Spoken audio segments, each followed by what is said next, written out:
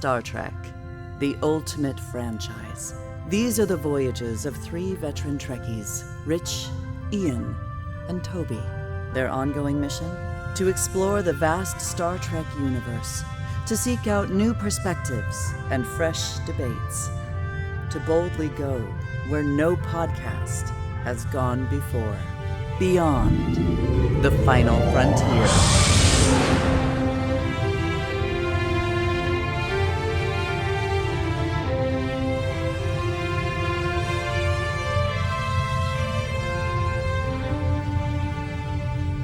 Hello and welcome to Season 2 of Beyond the Final Frontier, a Star Trek podcast. And joining me, Rich Matthews, for our sophomore season in space is, as ever, Mr. Ian Spelling. Back by popular demand is really what you meant to say. Well, doesn't that go with say? Us, not me. I meant the BFFs from BFF. And Mr. Toby Weidman. Hello, everyone. Hello. We're back, baby. Yeah, so this is going to be, who knows, another 26 episodes we hope to go through for the next season. We're going to be really pretentious and follow the episode number of the Berman era, well, most of the Berman era Star Trek series, certainly Next Gen. And as it's Season 2, our theme for this episode is we're going to rank all the Season 2 openers across all the Star Trek series. Which, I don't know about you gents, but has been interesting. I definitely had to rewatch all of them. Well, surprising. But just for the record, if we do 26 episodes, we will have more than doubled the episodes of Starfleet Academy. Just saying. Yeah, we know that now, yeah. Excellent. So we can do two episodes on each episode next time. I'm a Captain Obvious.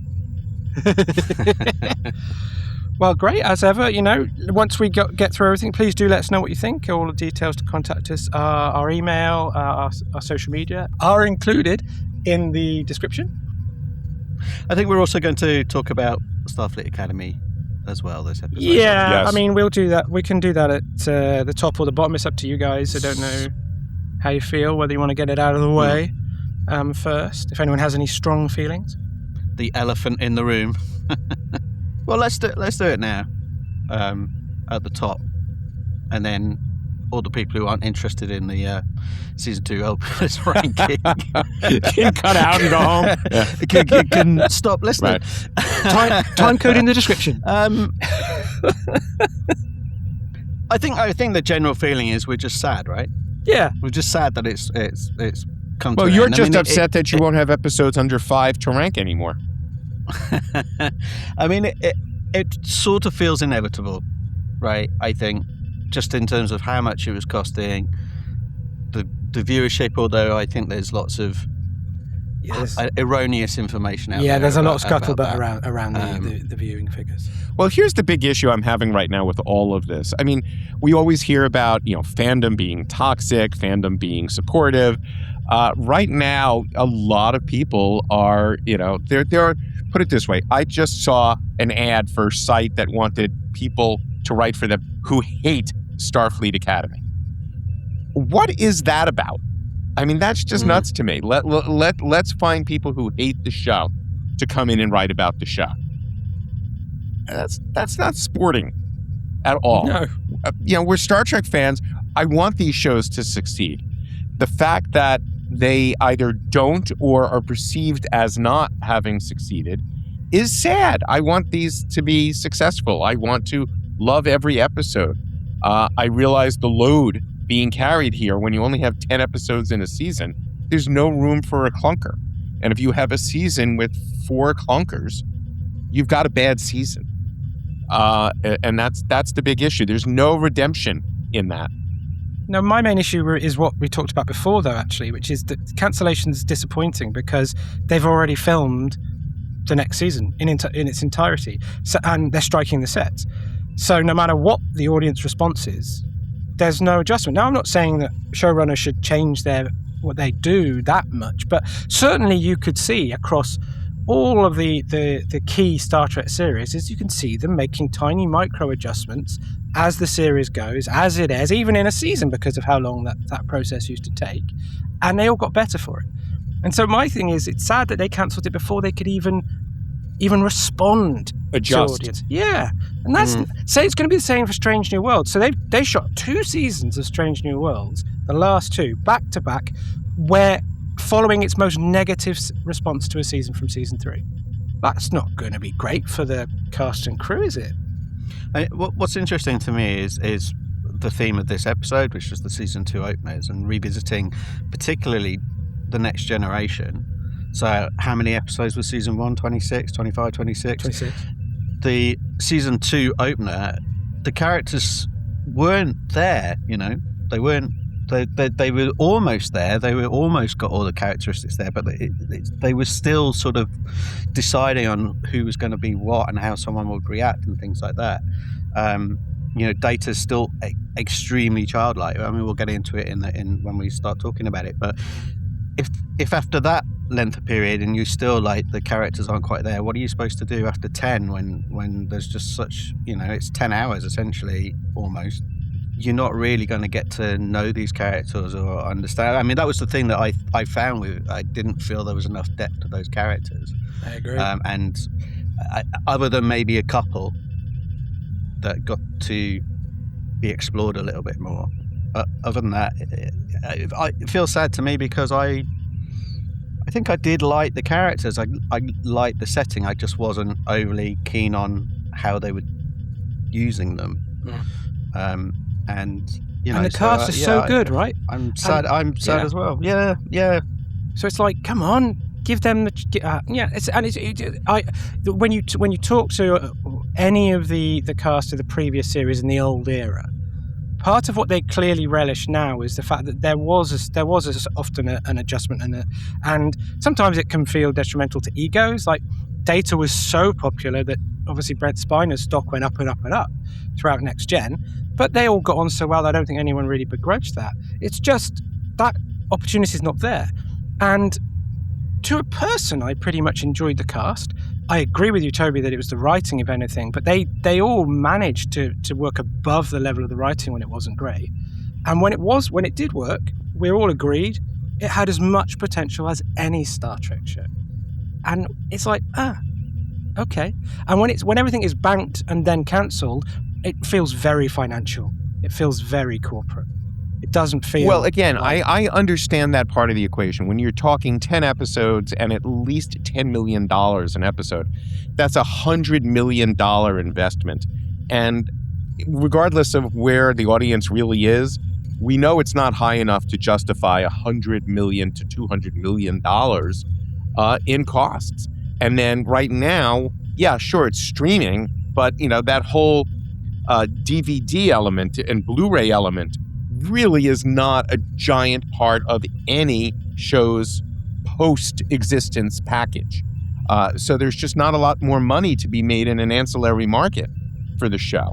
And the shows were made specifically for, Paramount Plus. So you also don't have that element of, hey, here's a show, we're also going to sell it to overseas sales. Yeah, exactly. All of that. This is the show's home, and this is it. Yeah, and that it's not going to garner any more subscriptions. It's not going to garner anything else. So it's really two and done. Is the issue. I also feel bad, particularly with the sets being struck, is that I don't think now that there's an opportunity, and again, there may not be a need. I don't know what the season 2 finale looks like, obviously, but for Discovery, they were able, because the sets were still up, to go and put on an addendum to close, an epilogue to close the show out and to close out the arc. And I thought that really worked pretty well. And it filled in a lot of the character and story and arc details that you wanted the answers to. I don't know if we're even going to get that with Starfleet Academy. The goal was to be 4 years. They can do it though with the big screen thing. The volume. They could sort of recreate and I'm sure that had to be. They can add a coda using that. I reckon. I wouldn't have thought that would be too difficult.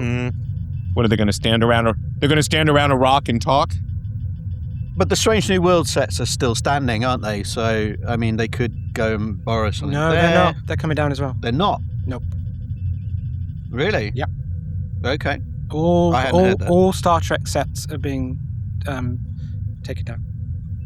As far as I understand. But then, as we said about the viewing figures, it's hard to know, isn't it? Without an official statement. It's a shame. Any way you slice it, it's a shame. I would like to have seen more. I wish what we got was better.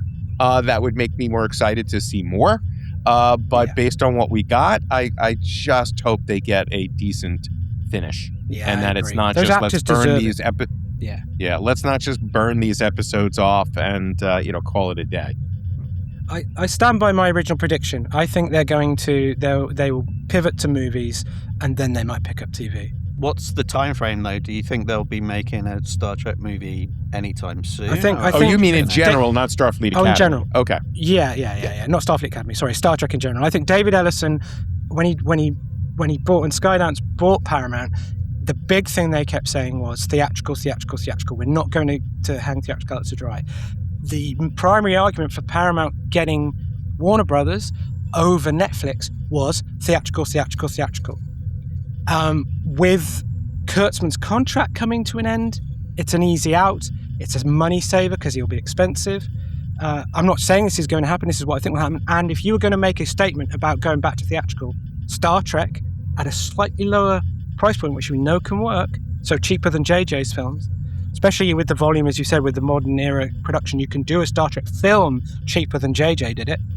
I think that's what I think they will do. I mean, I'd rather we had both, because I think Star Trek generally now is better on TV, because I haven't liked the last few movies. Are we finally going to get the Tarantino Trek movie? No. Not a snowball's chance in hell, my friend. No, exactly. But, I would buy the script if Paramount is starting their publishing division. I would buy that as a script and check it out. Or a graphic novel. Who would you like to see take the reins? A Star Trek? It doesn't have to be an actual name. I mean, films. Yeah, films. In terms of a film, yeah. As a producer, writer, or director, or all three. Let's say writer, director. I don't know who out there is a Star Trek fan that I would trust with the material. And, who knew that Nick Meyer was going to be so good at it? He wasn't even a Star Trek fan. So that's a tricky question. But I mean, in terms of maybe type of director rather than name, like, do we feel like it needs another JJ style director? Or would we be more? No, I would have liked Hawley, something? and I would have liked Matt Shackman, I thought that would have been a great choice. Yeah. Shackman's a really talented director. He does a lot of TV that is filmic. He did some Heroes, Reborn. He did, what did Shackman just do? He did a couple of the Marvel shows, if I'm not mistaken. He's a really good director, and he was going to. I was thrilled when they announced him. So there are people out there. Having addressed that, then, and the fact that we are now awaiting a season 2 opener for Starfleet Academy, presumably next year. Who knows? Well, I imagine, but the world is so in flux at the moment. Who knows? Let's kick off our season 2 openers ranking, and obviously we'll try and be relatively brief. That's directed at myself in the first few. So my number 11, because there are 11 of them, is my most emotional and least balanced, which is Stargazer, the season 2 opener for Star Trek Picard. Basically, I was triggered, man. I have so much baggage from that season of Picard that I find it very hard to be objective. There's so much, the mother trauma in it, there's just so many things. I've got a list here and I don't know where to start. It's like it promises to be It's a Wonderful Life, and then Q coming in, it doesn't pay off properly. There's 10 Forward being... See, it's okay to me that there's a 10 Forward bar in San Francisco, or wherever she's put it, after it being 10 Forward in on the ship. But if you've seen the whole season, no, that bar was there before, which makes no sense. And you've got Whoopi, and then you have younger Whoopi later, and so I was unable to detach myself from everything that I knew was coming in season 2. So I'm sure it was reasonably put together, but I just couldn't get past it. I was just bumping into the things left, right, and center, and so It is my number 11 as well. I mean, it's very interesting to hear you say that. I'm just going to say that isn't my number 11 spot. There are 10 openers that I quite liked, and then there's one which I really didn't. And so this is it, and it's Discovery. Brother, big shock, I know. Pike. That's all I got. That's the only positive I can give it. So it's one saving grace. And he's got normal hair, so like bonus points for that. Anson Mount is immediately charismatic and engaging as Pike. And then I've got to be honest, I rewatched everything apart from one, just because I know that one very well. And I didn't make it through this episode. It got to the bit where they were flying through the asteroid field in those spinny, stupid little shuttle things, and I just went, right, I'm out. I was already getting annoyed up to that point. It just reminded me why I don't like this series. I mean, that might be why, you had the same opinion with Picard, but yeah, it's not for me. Just really don't like this show. Fair enough. Well, that's it. I got nothing else. Pike. Yeah. My number 10 then. I tried to like this more, but it's the Pirates of Orion, the animated series. Yeah, it's fine. It's just fine though, and it's a bit meh. And it's too short for the story they're trying to do, and I didn't. It was a bit interesting about the Vulcan blood being copper based, and getting your first look at the Orions. The men, not the sort of race. Orions. Well, that's a note. I used to make a joke that there used to be a car in the UK called the Ford Orion, and my uncle used to mispronounce it as the Ford Orion, and this is the first time I've heard that since then. I mocked him ceaselessly for that. But I'm just going to say, this is also my 10th spot, but I love the fact that the Lower Decks made the callback to this, where they had the two kind of like the patriarchal subspecies of the Orions, and then the matriarchal Orions. I would say it's just a fun little adventure, quite throwaway, but it's one of the better episodes of the animated series. But in this list, it's the second Spock is ill episode. It's a bit cheap, isn't it, to do that again? If it works, just saying. Ian, you're number 10. I'm going to go with. That's a tough one. I'm going to go with that episode as well. I have a soft spot for that episode because the guy who wrote it is from my hometown, and he brought the episode to the Merrick Library and showed it, and we got to chat with him, and so that was fun. Howard Weinstein. Howie Weinstein, yeah, he's a nice guy. He's still alive. He has the honor of being the youngest ever writer of a Star Trek episode. Correct. Whether it's canon or not. Yeah, he was a kid. He was 19 at the time. Yeah. It's amazing. So he's very nice and was always accessible. And when I was starting as a writer, I had reached out to him, and he was lovely. So I was tempted to put another episode or two between this, but we're not talking an embarrassment of riches here. No, we're not. In season 2 openers. So I will agree with you that not for lack of quality, but just because there's some good competition, this is where it is, and I'm with you on it. Agreed. And likewise, for similar reasons, my number 9 is Strange Energies, the Lower Decks season 2 opener. I don't dislike it.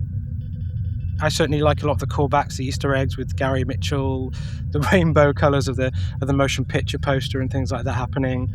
It's like a lot of my feelings with Lower Decks. It's fine. I enjoy it. It's funny, but it doesn't.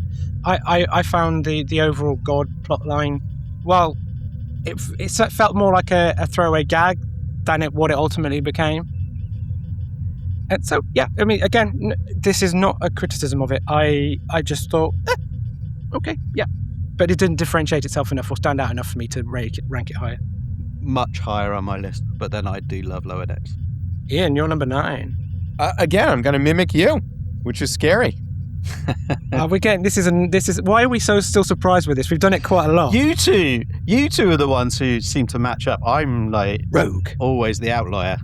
Yeah, and the funny thing is, I actually try to think out of the box a little bit. But again, when we're ranking, and if you're going to include all of them, you got to be realistic. I mean, some of it is fact, for argument's sake, fact. It's all objective, anyway. But or subjective, I actually should say.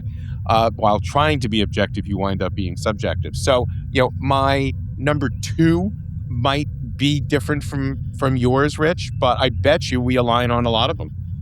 Yeah, I agree. Well, come on then, Toby, what's yours? So, yeah, my number 9, it is an animation, but it's Prodigy's season 2, Into the Breach. Oh, mine's one up on that. Just one up.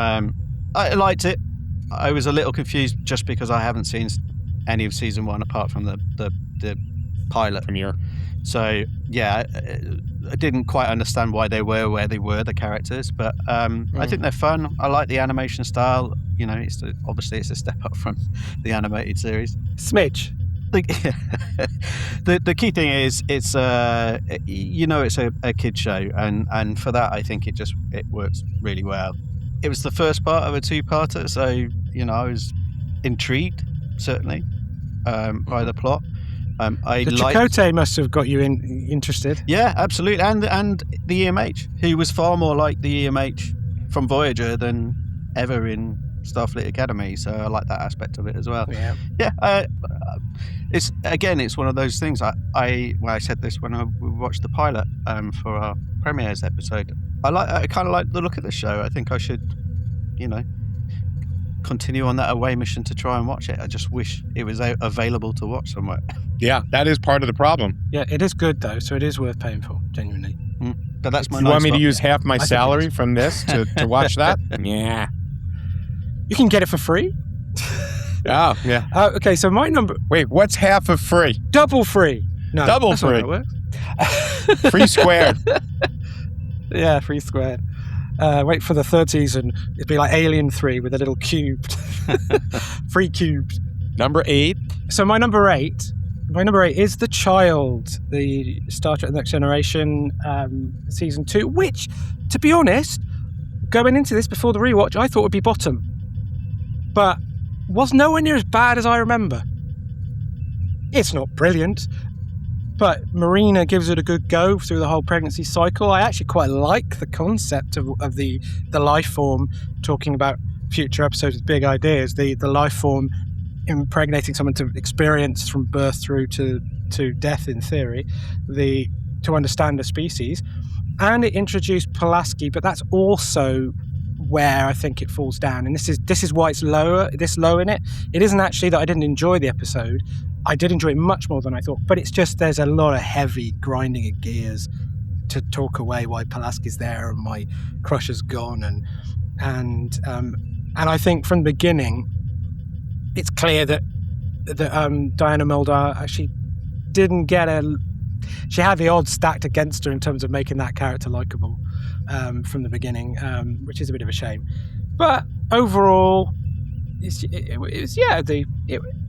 I said, much more enjoyable than I remember it. I hated it when I saw it first time, and I can't remember how long it's been. I'm not even sure I rewatched it before this. So we're talking a long time. So yeah, my number 8, much higher up on my list, much higher up. But Tobes, what's yours? Well, it is finally we align. It's TNG's The Child.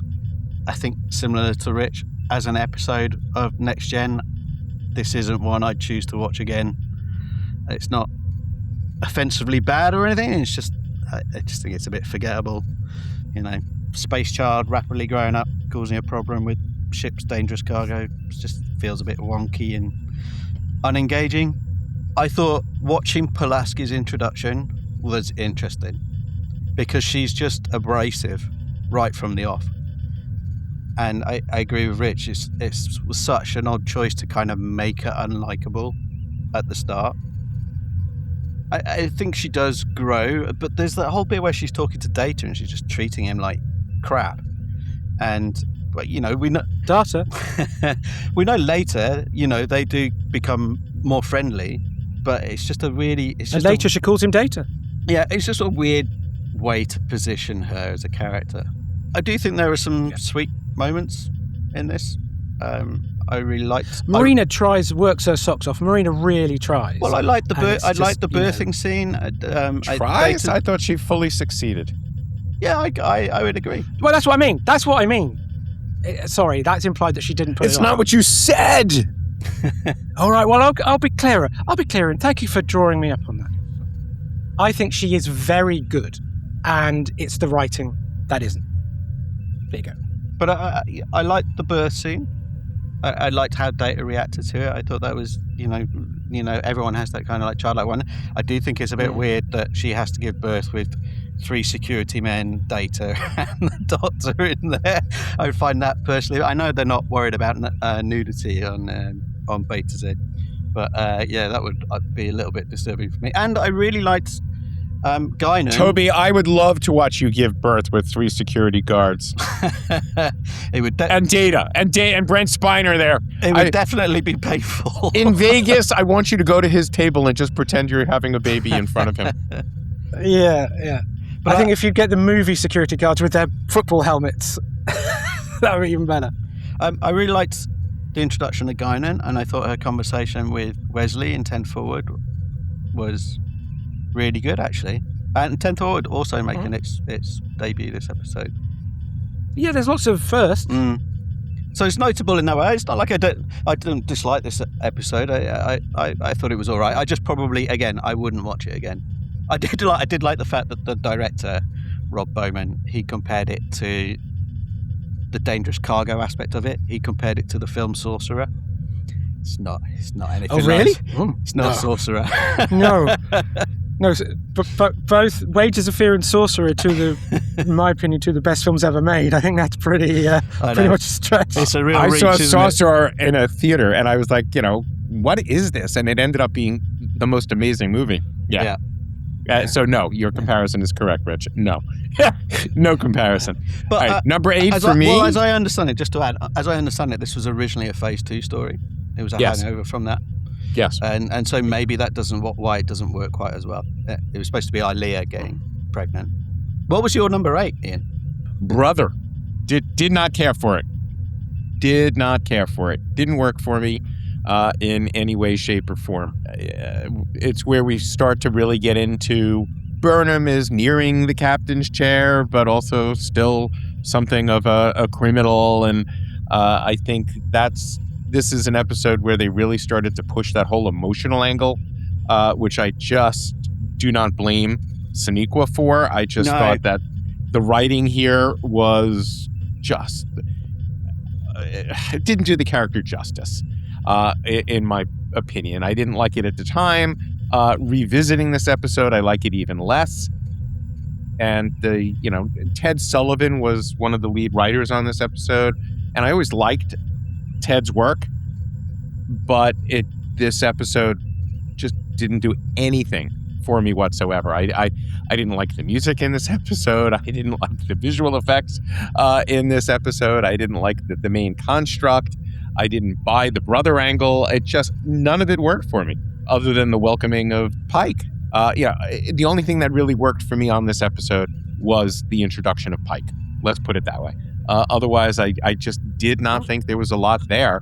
And if I did this list again, I would probably put Brother even a little bit lower. It was nice seeing the Enterprise. When the Enterprise first appears on screen, it was a bit of a kind of like, but fan service. But good fan service. Well, interesting, because this might be the first controversial note in our list. So my number 7 is The Broken Circle, The Strange New Worlds Season 2 opener, which surprised me. I didn't enjoy this anywhere as much as I remember enjoying it the first time I saw it. And this was the first big sort of, when I was rewatching things. I thought, ironically, given that what you said about, both of you said about Brother, the lack of Pike is an issue for me It shows to me how much he is the sort of charismatic anchor of Strange New Worlds, as the captain should be, I guess, but you shouldn't need to rely on him too much. Half the cast is missing. I do not like the stealing of the Enterprise now in retrospect. I probably thought it was a bit like Search for Spock at the time, but it really rankled me this time. I didn't like the super serum stuff that Mbenga and Chapel go through. I'm never a huge fan of that, but I really didn't like it this time. The cast remains great. The chemistry between them is good. But also, again, this is slightly because the episodes we've been rewatching, in the same way that there was a parallel with the animated series, with it being Spock being ill and needing to be shipped somewhere again. In this one, this Spock is more emotional than the one in Amok Time. How can that be? That's bonkers. And I just think that's a case in point. Again, I reckon it's probably direction. You could do everything they do with Spock in this episode just with less. He's on tight close-ups. Doesn't need to fully emote. Just to play devil's advocate on that a little bit. If they are supposed to be the same person, this is earlier in his timeline, and maybe he hasn't as much control over his emotions as he has in the original series. I'm just don't know about that. You know, you don't have to agree with it, but yeah, no, I would take that. No, I would take that, but in fact, then it kind of feels the opposite, and it also mirrors where it goes in season 3, which is there's too much rumpy pumpy from Spock as well. And I think Ethan Peck I genuinely like. Certainly prefer him to Zachary Quinto. It's just, yeah. So again, I was surprised. I remember this much more fondly. And in another flip, though, I was quite irritated by Pelia when I watched it the first time, and I found really Carol like Kane her character. far more endearing really this like time. her character. I think she's one of the best additions to the show. Well, she might be. I don't know if that's a that's bad, what I'm saying. Is it? Whether people disagree with that or not. I don't know whether that's a controversial decision, but she's a bit of a Neelix figure. She's a bit of a Neelix figure. I like her. I like her a lot. So do I now. Too little, too late. Yeah, what you gonna do? So you're number 7, Ian. You got the show canceled. Right. Again, I think this might be very controversial. My number 7 spot is Deep Space Nine's The Homecoming. Interesting. It's a good episode. It's just, for me, it plays out like a setup as the first part of a trilogy, and so it just doesn't quite work for me on that level. There's a little bit of action. There's some drama. I like the concept of Lee Nallis as a kind of a reluctant hero, or even someone who he wasn't a hero and he just got pushed into that position and leader as a resistance. But yeah, just the execution, it's not quite there for me. I would say that. So this was the first episode where I think the decision was made to not kind of replicate the next gen stories and to do something that felt very much Deep Space Nine. And I would say it does do that.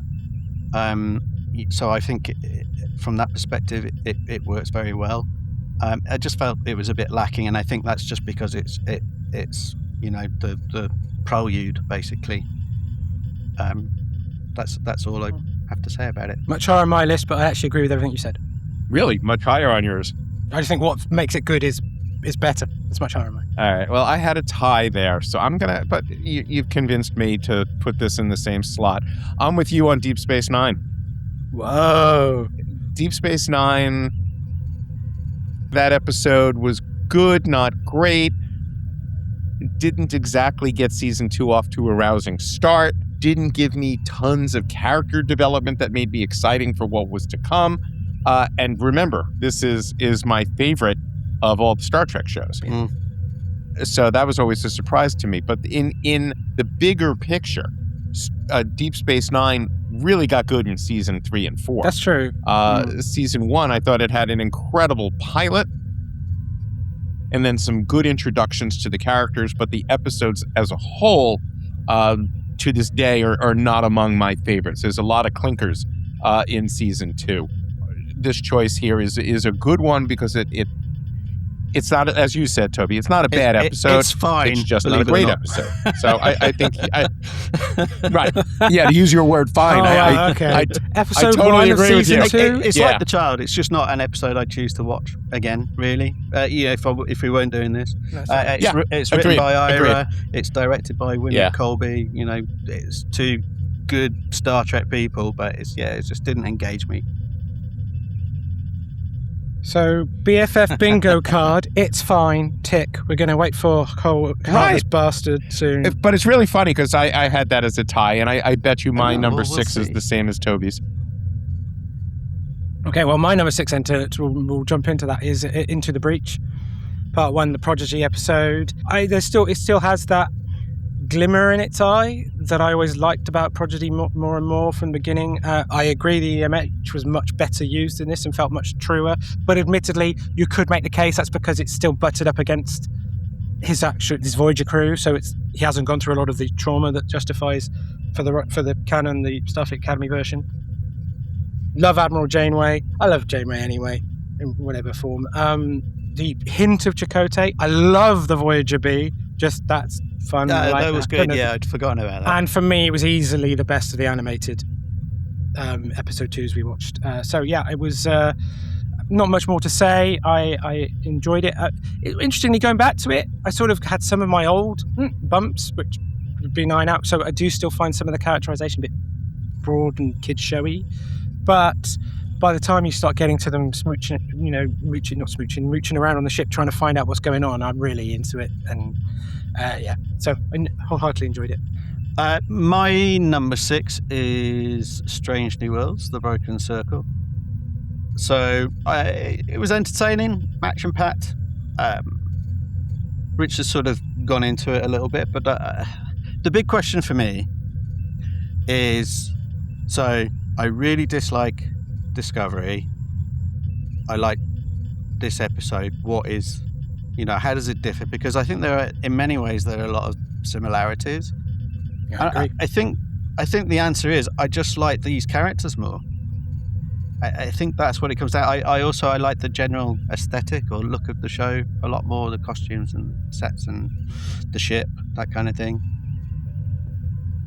I do think I prefer the character Jeopardy in this set because I don't care about the characters in Discovery. I think that's possibly where the difference is, and I would say that what you said about the injecting special serum, it's very sort of Marvel-esque comic style, and I thought it was just really weird. Why shoot the Mbenga Chapel versus Klingons fight in slow motion?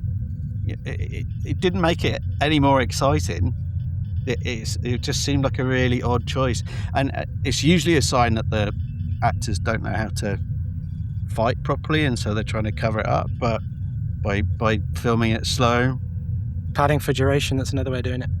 Yeah, maybe there was some weird camera movement decisions in this as well. There was a weird one where the camera flipped upside down, and Mbenga and Chapel go. Yeah, it was just a bit weird, but I wasn't that bothered by how emotional Spock was. I thought he sort of did. I liked the fact that it concentrated on him and gave him like an interesting episode. I liked the stealing of the Enterprise and the way that it was done. I liked that it was Pelia who basically said, "No, this is how you need to do like a proper theft." So I found her a really engaging, interesting character, and all of these ones I liked. So I just thought this was better than some of the others in terms of I thought it was faster paced and entertaining. Okay. Good choice. I guess my number 6, if my math is correct, would be Into the Breach, Prodigy Season 2's opener. Interesting stuff. Again, I watched this just because I was going to be chatting with my friends here and now.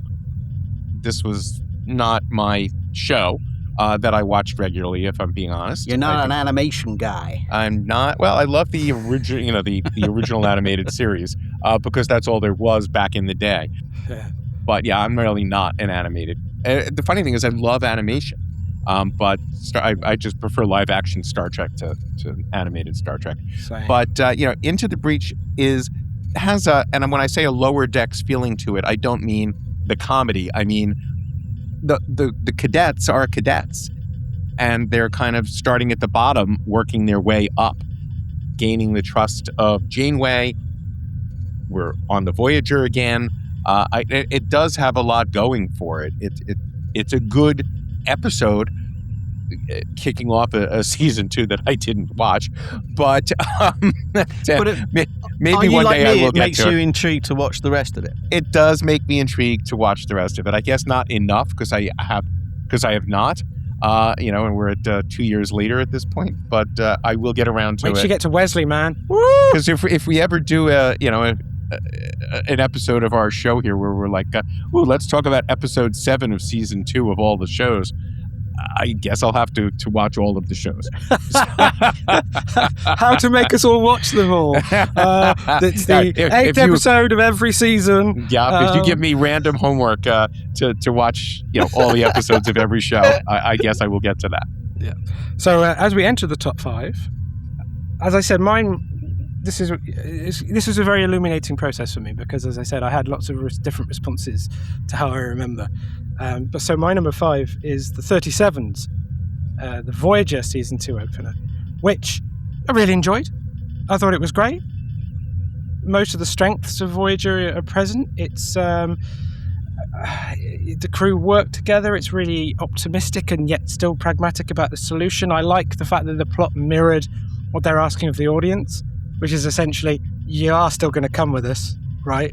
And I kind of like that and that emotional moment. The things which sort of lowered it slightly was ultimately the limitations were a bit apparent, which is budget. Yeah, one shot, one angle of Voyager landed, and there's reference to cities and a civilization that you never see. And so that unfortunately does lower it. I liked Amelia Earhart. I liked Tackleberry from Police Academy in it. They should have given him a 44 Magnum, though, shouldn't they? Yeah, something like that. When he pulls the revolver, they should have given him a Magnum. Mom gave it to me.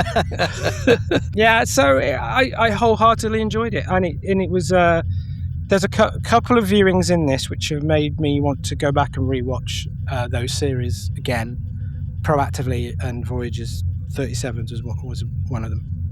So, and it was also because I realised I'd watched very little of Voyager pre-7, actually, again. So, yeah, I liked the stuff with Paris and the car at the beginning. I liked, again, to use the phrase I'm now seeing battered around it online, there's a lot of competence porn in this, and I like that. That's something I like in Star Trek. And certainly that's one thing that is in common with this has in common with my number 1 choice as well. So yeah, it's good. Number 5, I'm gonna go with Shockwave Part 2 from our dear friends at Enterprise. Basically the idea is, what if everything went wrong with the mission and the mission ended? And I like that as a concept. Did Reed screw up? It's a very fair question. Archer is missing, which is an interesting concept. It shifts everything on board the ship, which is kind of cool. And I love the line, I caused exactly what I was trying to prevent, which is an interesting line. We've got time travel back in Star Trek with this episode, which I thought was an interesting idea as well. I thought it was a good payoff to part 1 and worth the wait. It's a good, strong episode. And considering... I think both Rich and I have it higher, right? Yeah. Mm-hmm. So considering that a lot of people, crap on Enterprise and, say it didn't get good till season 4, season 2 was a good kickoff. And oddly enough, I'll still say that the pilot for Enterprise is one of the best pilots. We've had that conversation in a previous episode. Just watched it again with my daughter. Yeah, it's an excellent episode. Yeah, and arguably one of the best episodes of the entire show. But as a season kickoff, I thought it did a really good job. I'm a defender of Enterprise. It's not my favorite, it's not the best, but I actually I like Enterprise quite a lot. Yeah. My fifth spot is Lower Decks. Strange Energies. As I mentioned, I'm just a big fan of Lower Decks. The humour really is my kind of humour. I think when we discussed our seasons, I put Lower Decks season 2 in there, and there's a reason for that. And I think this is a fun episode. It carries on from the season 1, so there is some continuity there, but it also tells its own story. I love the beginning, where you think Mariner has been captured by the Kardashians and is being tortured, and it's actually just her holodeck fitness routine.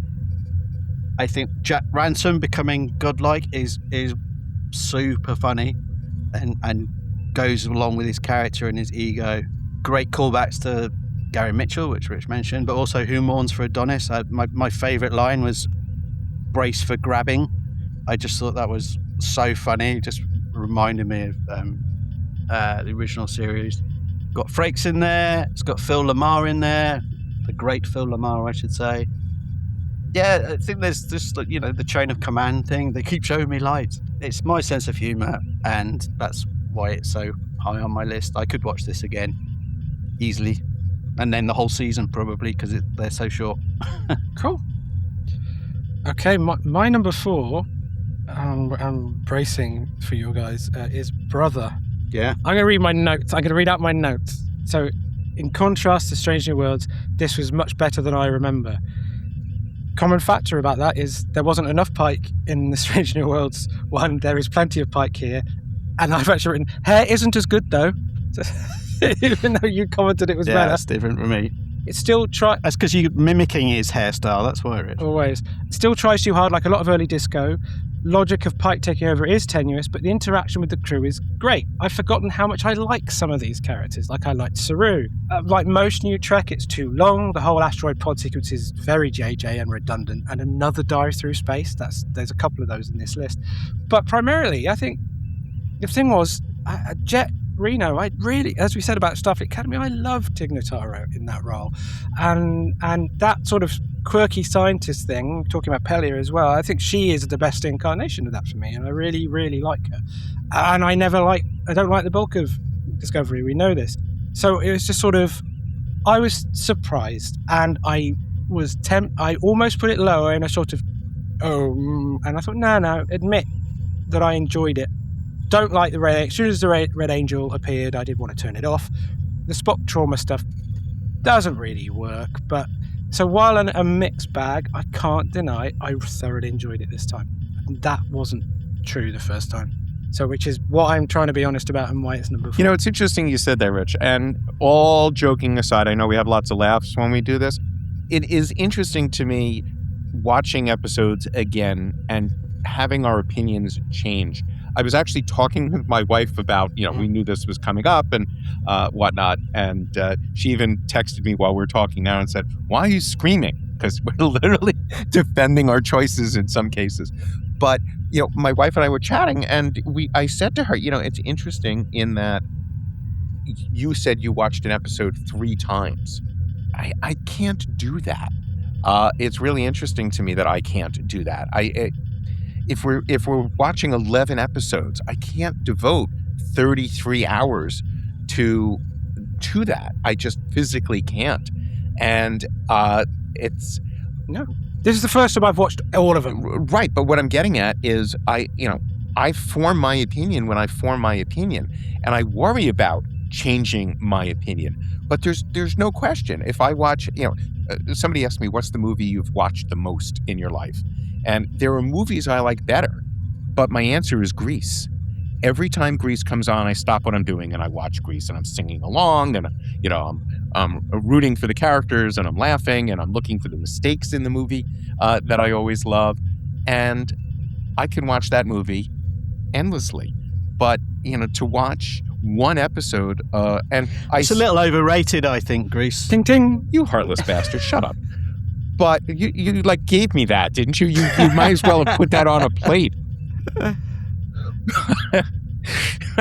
Anyway, my point being that it's interesting that we're saying things like, when I watched this episode originally, it was my favorite, Now it's in my bottom 11, it's at the bottom of my list of 11 episodes. It's very hard. You can see why it's hard to be a professional movie critic or TV critic, for example, because what you liked changes based on, if you own a dog and your dog died, can you really watch Old Yeller the same way? Can you really watch certain movies where the dog dies the same way?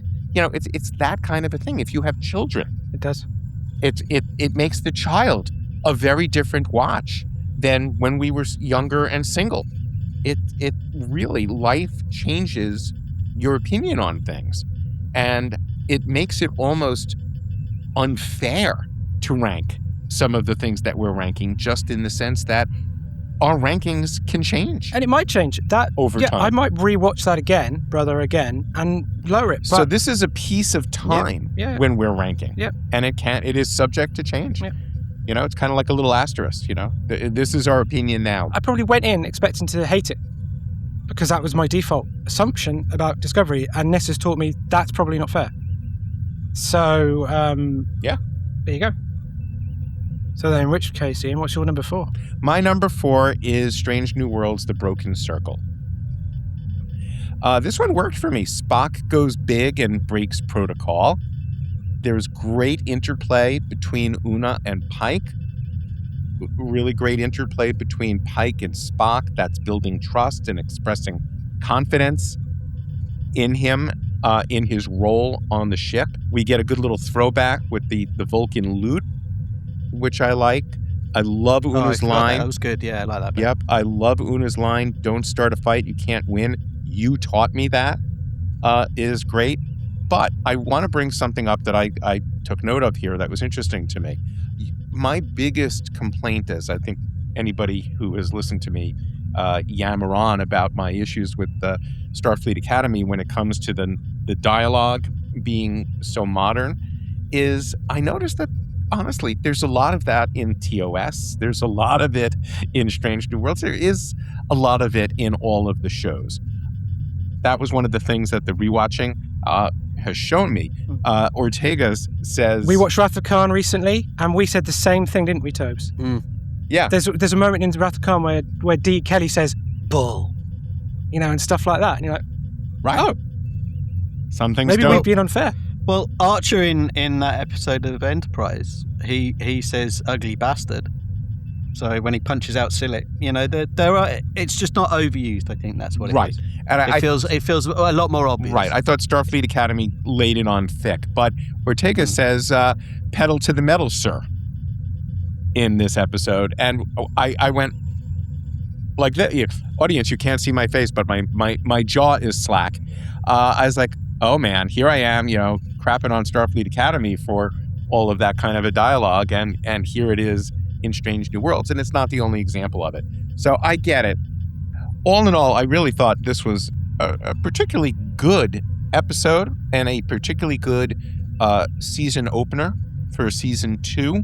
I thought it covered a lot of bases. I think it had just enough fan service, but was very well done as a standalone on its own for Strange New Worlds. And I think it kicked off a really pretty good season. So it's my number 4. My number 4 is as controversial a choice as Rich is, because it's Picard, the Stargazer. Ooh. But you haven't watched season 2, have you? Here we go. So this was a first-time watch for me, and so I don't carry the baggage of the rest of the season. This really shocked me, because I went into it expecting to think it was going to be crap, given how much you two and many others have maligned the second season of Picard, but I quite enjoyed it. I think it started off strong with the attack on the Stargazer. It's got that action element and intrigue. Then there's some nice character beats with Picard and Laris, his Romulan housekeeper. It's a little drawn out. He's so smug in these first 2 seasons, though, Picard. He's so smug, Patrick Stewart. I don't know. He feels quite weak in this episode, I think. But then after that, I'd say it loops back round to the beginning when he actually goes onto the Stargazer, and we get the. I know who it is because you've mentioned it before, so I know that is the Borg and the Borg Queen, and the Borg Queen is one of the characters whose name I can't remember for some reason. I don't know why it is, but I know that it is Alison Pill's character, whatever her name is. Gerati. Right. Doctor to you. As with all new Trek, I do find there are some issues, but I was able to ignore them and just sort of enjoy the story. I felt the Guinan scene is shoehorned in. Absolutely, it's unnecessary. It wasn't needed. But Q showing up, I had no idea that was going to happen. I thought it was great. I was really surprised, and maybe someone had mentioned it and I just forgot it, but it was a big surprise to me. So I really, really liked that. I liked that Seven was given a more prominent role. She's always, good to watch. I was sort of surprised to see Soji was in there. Only a small scene, but I thought her story was done, so that was good to see. I think clearly you have to watch the rest of the season and then come back to this episode. Couldn't give a shit about Elnor, so that just he doesn't like you. I know. They've got Kiwi Romulans, they've got Irish Romulans, they've got Hobbit but Romulans. But I would say the inciting incident in this episode, I was quite intrigued and enjoyed, and unfortunately I know that everyone inciting hates good word, man. Yeah, right. I can tell you what something I didn't say out loud in my notes. It says the primary thing is there is so much promised in this episode, and I can't escape where it goes. See, I don't have that baggage. No, and you're right. And based on the thing I've just said about Discovery, when I started, I said this was the most emotional I couldn't separate that from it because I really don't like what comes. So it's yeah. Well, a real Discovery, professional would be able to separate this, Or maybe it's the problem of. But you put it in bottom spot as well. Shut up! Shut up! Physician, heal thyself.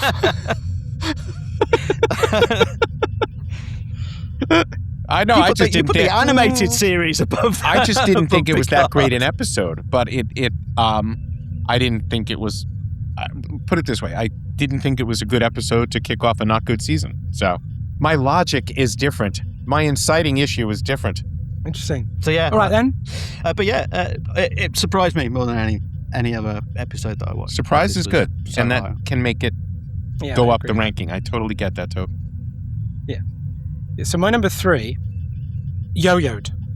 You guys have already talked about it, and it's gone up and went down and went up and it went. There's no episode named Yo-Yo. Yeah. The Legacy episode 2. No, it's the Homecoming from DS9. Now it did, for all the reasons you both gave, it went down, it went up, it went down. Ultimately, and that's why this was the one I wasn't going to rewatch. And I just got, and because I had such a different reaction to some of them, I rewatched it for that, just to see. And ultimately, completely agree with everything you both said, but it is an amazing setup to a three-part episode.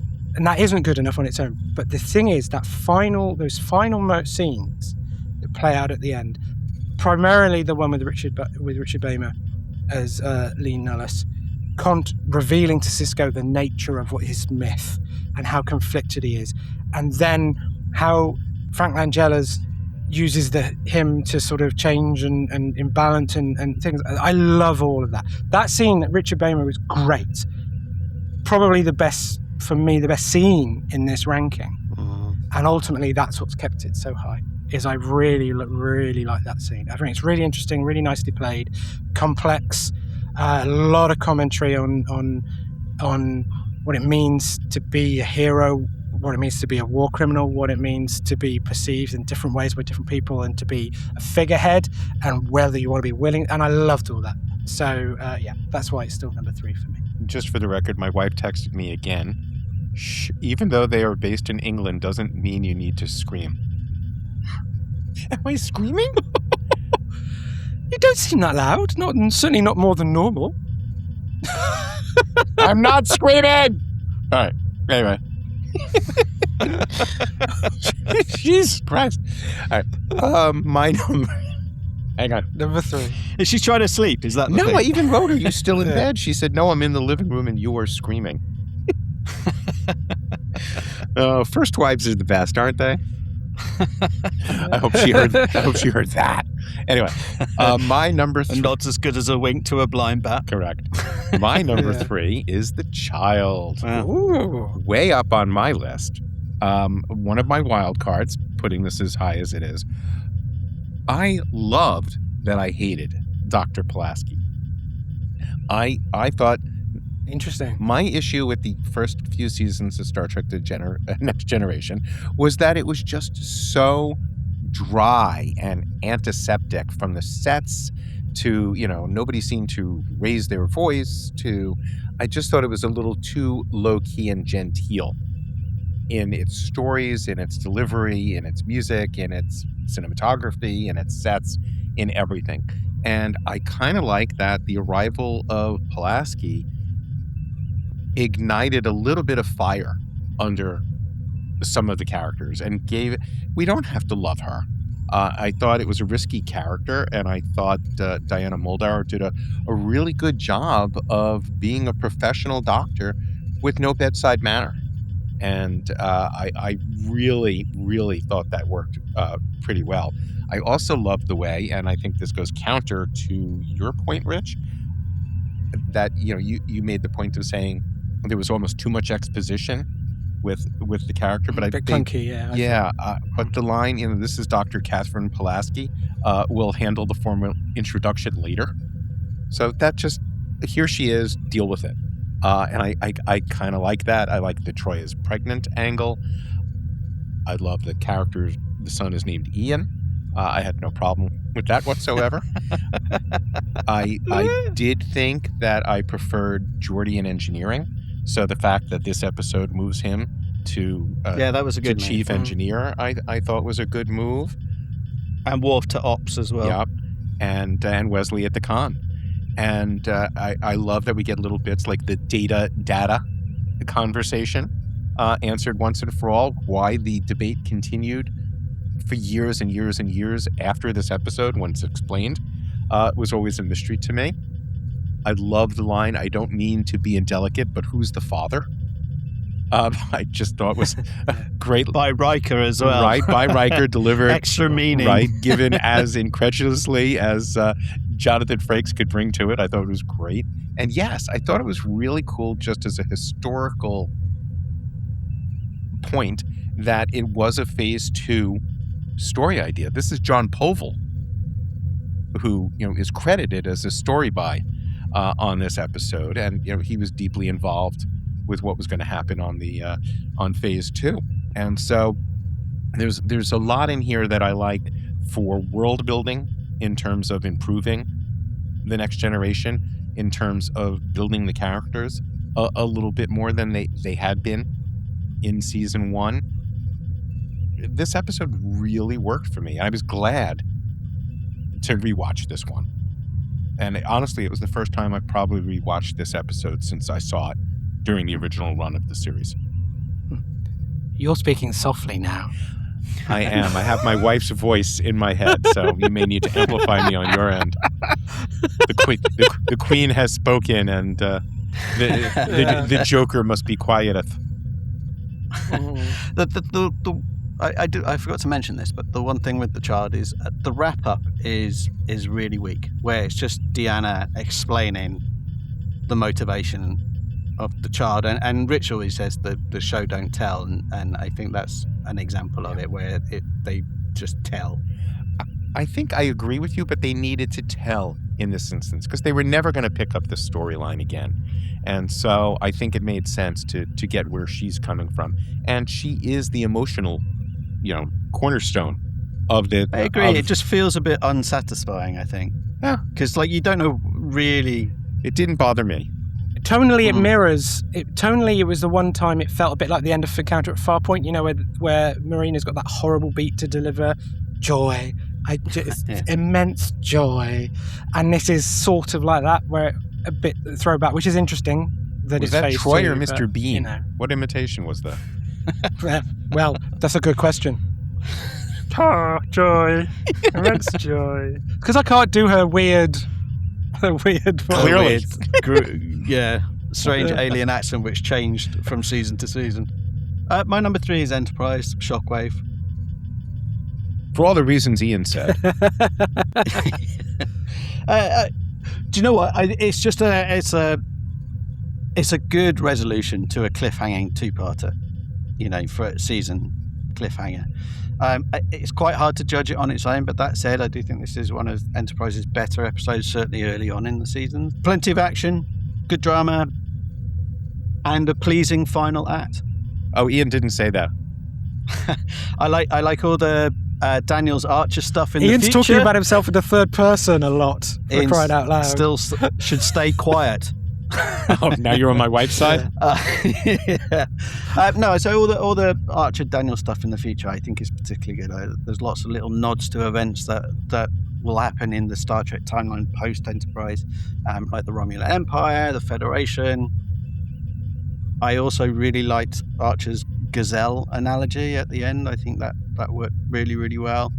I think the Suliban occupying the NX-01, for me, it's a little less engaging, but I still really enjoyed it, and it provides, the action aspect of it. I thought the torture of T'Pol and Reed was actually quite surprising and disturbing from a violence perspective. It's maybe not up there with Chain of Command, but it's still quite full on for Star Trek, and you can see what they were trying to do with Enterprise and have this kind of raw, dangerous universe that they're exploring. Although part of me thinks the motivation is trying to work out ways to get Jolene Blaylock in very little. Well, I was quite just why going she to had ask to be you, stripped down. What do you think about Hoshi and losing her top in the in the ducks, essentially? Yeah, it's very much played for laughs. Yeah. So, but they were really trying to push the erotic aspect of Trek in with Enterprise. But it was good that she had something to do because she was a massively underused character, but it did seem a little unnecessary. Yeah. And the final thing I will say on it, I think the effects are really good in it. I think they hold up. I think the battle stuff and where they fake the warp core breach and the NX-01 is the nacelles are exploding and stuff like that. It was great. Yeah, really like this one. I think you overdid the pyrotechnics there. So my number 2, I expect you to shout at me now. Yeah, because if you're putting the original series Amok Time in number 2, then you are so dead wrong. You are so wrong. But it's favourites. It's favourites, not best. So, okay. Yes. Go on, idiot. Carry on, idiot. Yeah, okay. No, I'll take it. So, this is undeniably great. Okay? I was fully anticipating this being number 1. And it's one of the times where the trappings of the original series, which can bump me so easily, the canted camera angles, the Dutch tilts, the melodrama, the which, yes, I know, you can't see this, Ian was making a get on with it gesture, that it didn't matter particularly. The drama overcame it. The performances were universally great. Is note perfect. Nimoy is brilliant. It's also, I think, surprisingly understated Shatner for what happens. I enjoy all of that, but and the fact you get Pomfar introduced, I just don't. It was trumped by an episode unexpectedly, and again, in the same way that Brother was high on my list, much higher than I thought it would be. I really enjoyed my number 1, and I had to go, well, you know what? There's still things I don't like in Amok Time. And if I'm honest, it's probably a tie, but given I made a promise that I would tie no longer after my mammoth tie, I didn't. So I'm going purely on this viewing, just as we've stated. And to play to the thing Ian said is interesting, that one episode knocked it out of the park for me this time. Amok Time was as I expected it to be. How about that? Tie no more. That should be a book title. But it is a great episode. It's classic Star Trek. I do find that the Vulcan stuff it's a bit like the Klingon stuff in Next Gen, whereas the Klingons got better in DS9. I feel a bit like the Vulcans in this. It's all a bit chintzy and silly. But the three of them, the 3 leads, are immense. And it's very hard to argue with that. That just reminded me something about the Enterprise episode. T'Pol at the very end of the episode, basically telling the Vulcans to fuck off, was fab. Yes. Really enjoyed that moment. Ian, you're number 2. I have a feeling that my number 1 and number 2 are going to split the uprights here. I think I'm going to agree with Toby and disagree with Rich, because obviously my number 2 is further down on Rich's list. It's the 37s, Voyager. This is actually my wild card. Speaking of episodes that you were surprised, Rich, that were higher up on your list than you would think, the 37s is the one. I remember enjoying this at the time. I had to do interviews for this episode, and that was fun because everybody involved was great. But sometimes outside the box really works. And just imagine, the pitch on this episode, a truck from 1937 floating in space definitely fits that bill. You've got great lines. So was this an early hover car from Harry? I thought was a great line. Yeah. I doubt there were many 20th century farmers driving around. The Delta Quadrant is a good line from Janeway. We're Starfleet officers. Strange is part of the job. This sounds like a certain business quote from another captain, right? I just love the way in that scene where Torres suddenly goes all these gases and goes, manure. Right, exactly. Horse manure, says Janeway. It's like, yes, horse manure. And then there's the joke about the stench, right? Where they don't want the gases from it. Isn't that Tuvok? And then we get little facts and figures that I like. Janeway says, I think it's Janeway says there's 152 men and women aboard the ship. Everybody had been wondering what's the actual contingent on the ship, and we got our answer. I thought Sharon Lawrence. And they say that they don't think Voyager could operate with less than 100. Right. Yeah. Which is really interesting. Which is interesting. Yeah. And then Yeah, Sharon I Lawrence, agree with that, I thought was terrific as Amelia Earhart. I think that a lot of people forget, though, that this was meant to be aired in season 1 and was held over. Yeah, it was the finale, wasn't it? Yeah, it was meant to. I mean, this was held over as a season opener, but it works great as a season opener. So there's a lot there that I just think it's a fun, entertaining, different episode for Voyager. This kind of a thing can work or not work. We had a telephone on Strange New Worlds. You can debate whether that worked or not, right? A more modern day-ish telephone, obviously, but not our own modern day. So that worked, and it's the same concept here. We're going to be talking about tech and science.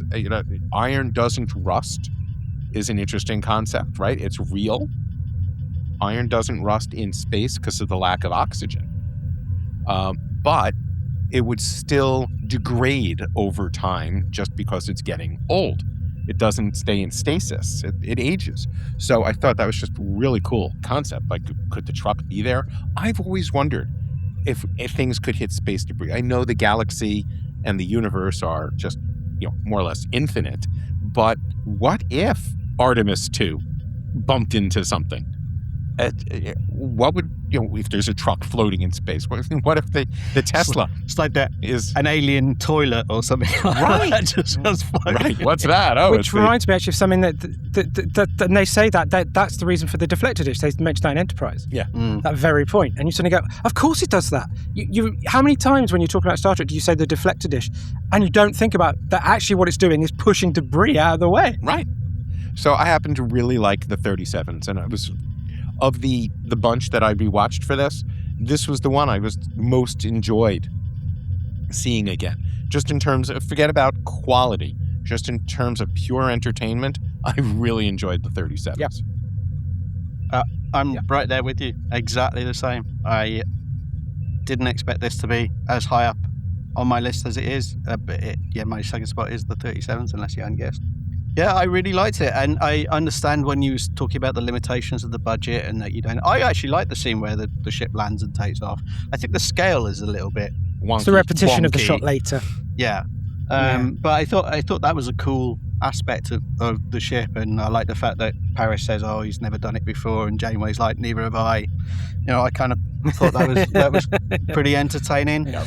It's a great episode. It's a great. I think it's it's really strong storytelling, and what I really liked about it is that you think it's one thing, you think it's alien abduction, and then it just turns out to be something completely different. That the people that they think are the baddies are actually just the ancestors of the 37s.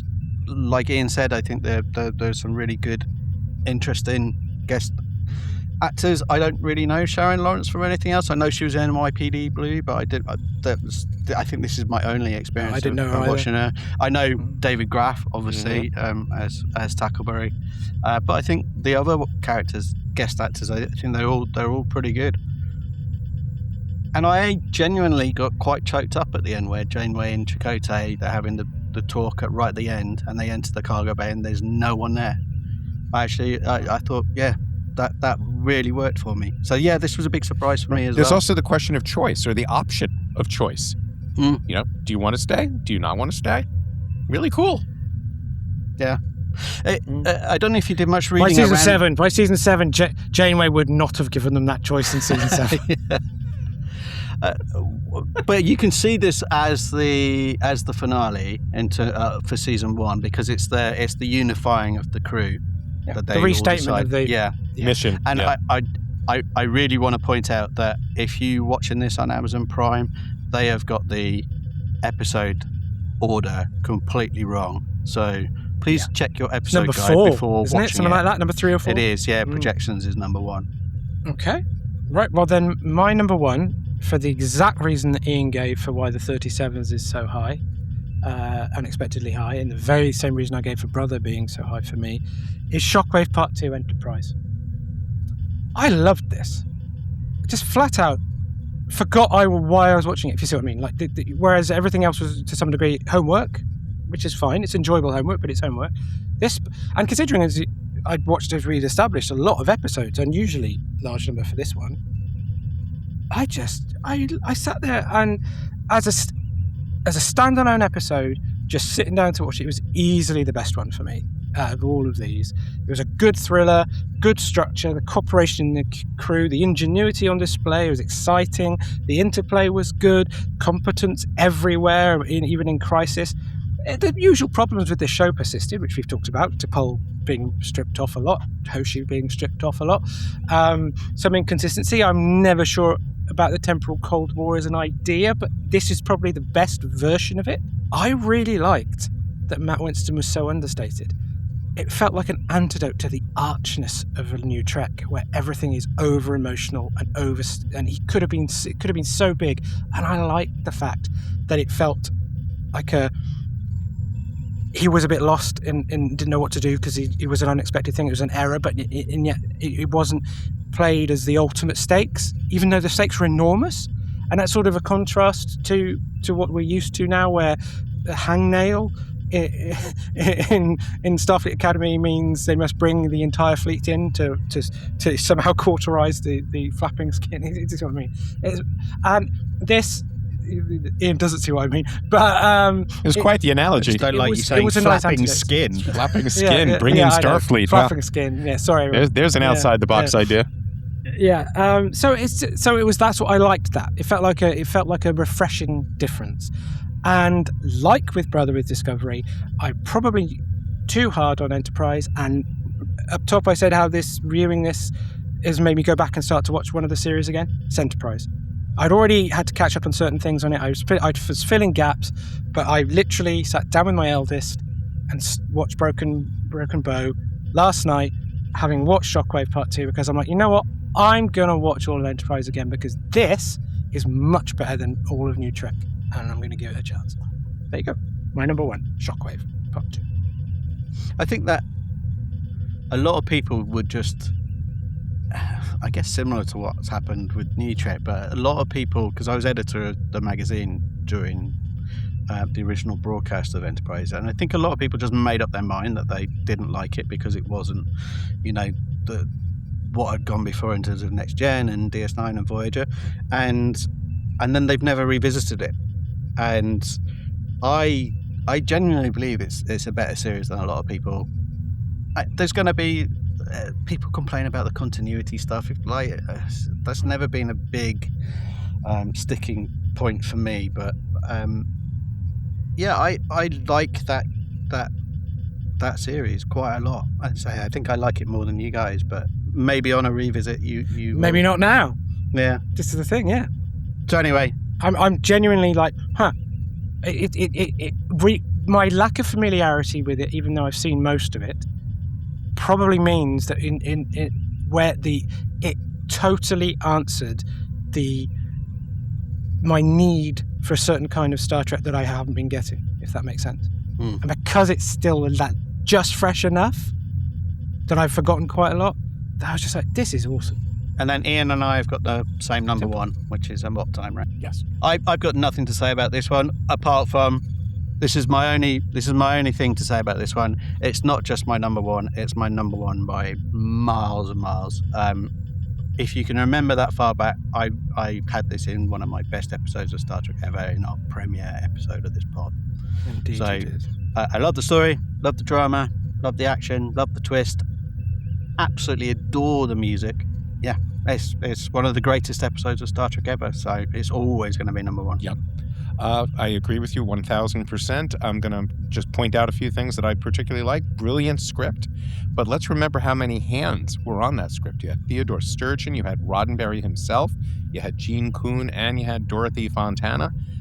Throw that into a blender and you have one of the best episodes of Star Trek, period, from across the entire franchise. To your point, Tobes, unbelievable music cues, the action and the physicality and the science fiction and the drama and the world building and the species building were all spot on. Nothing beats Spock's purple sash, that little belt thing. I always thought was amusing to me. But you get things like, Ponfar in there and the Vulcan salute and Plomeek soup. I love the line, "But you're not a fish." Remember that line? It was so weird to me, but it's completely true. I love Spock's emotion in this episode. Captain Jim, right? When he calls him Jim, I thought was incredibly important. We get Live Long and Prosper. And then insanely perfect guest casting. I thought Lawrence Montaigne, who we loved in the Romulan episode earlier, was great as Stan. Arlene Martell was a fixture on the convention circuit until she passed away. She was absolutely wonderful as T'Pring. And then Celia Lovsky brought everything that Dame Judy Anderson brought to Star Trek 3. I thought she delivered that gravitas as T'Pau in Amok Time. It's just a great episode from beginning to end. And I thought it was really cool. I mean, just compare that world of Vulcan to kind of what we saw on Strange New Worlds, right? It was lo-fi, low budget. Here's a metal thing we're going to stick on a pile of sand, and okay, there you go. There's the Vulcan religious symbols. I just thought it was really, really well done. Awesome. So those are our rankings of the season 2 openers. Interesting variety there. Please write in and opinions. explain why Rich is an idiot for not picking Amok Time, one of the greatest episodes ever. I said it was one of the great episodes. It's my number 2. I really liked it. I just want people always to write hold my hand up on our Instagram and Facebook page. Please write Rich is an idiot when we post this episode. I'm going to do it right now. Here we go. Everyone like and subscribe. And we're back, on baby. This, please. Yes, welcome to season 2, everybody. Bastard. And on that note, we will see you soon beyond the final frontier. Peace, love, and logic, everybody. And Blade Runner still sucks. Terrar a bit, and Grease is overrated. Ooh. Thanks for listening to Beyond the Final Frontier, a Star Trek podcast with Rich Matthews, Ian Spelling, and Toby Weidman. If you want to get in contact with us, you can email us on beyondffpod@gmail.com or check us out on social media. You can even join our Patreon at BFF Beyond the Final Frontier. Huge thanks go out to Alex Weidman for the brilliant original music. Please search Alex Weidman Composer on YouTube to hear the full fantastic theme and more. Also thanks goes to award-winning voiceover artist Cissy Jones for our excellent opening monologue. Find out more about her incredible work at sissyjones.com. And of course, last but not least, our brilliant artwork comes from the designer Russell Seal. Discover more of his work on behance.net/Russell Seal. Thanks again, and see you next episode, Beyond the Final Frontier.